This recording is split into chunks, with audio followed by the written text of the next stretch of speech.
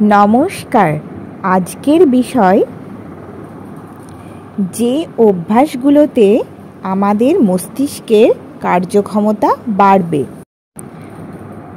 মস্তিষ্কের কার্যক্ষমতা বাড়ানোর জন্য প্রতিদিন অন্তত 7 থেকে 8 ঘন্টা ঘুমাতে হবে। মস্তিষ্কের কার্যক্ষমতা বাড়াতে হলে প্রতিদিন শারীরিক ব্যায়াম করতে হবে।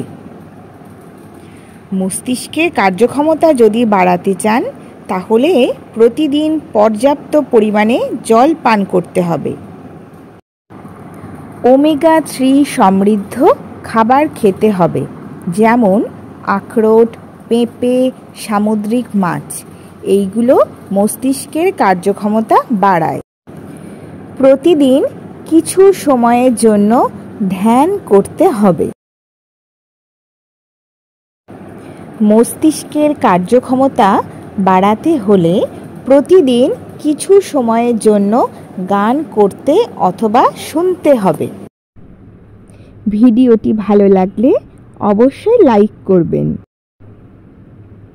এই ধরনের ভিডিওগুলি দেখতে হলে চ্যানেলটিকে অবশ্যই সাবস্ক্রাইব করুন এবং পাশে থাকা বেল আইকনটি ক্লিক করে রাখুন। তাহলে ভিডিও পোস্টের সঙ্গে সঙ্গে নোটিফিকেশন আপনার কাছে পৌঁছে যাবে। ধন্যবাদ।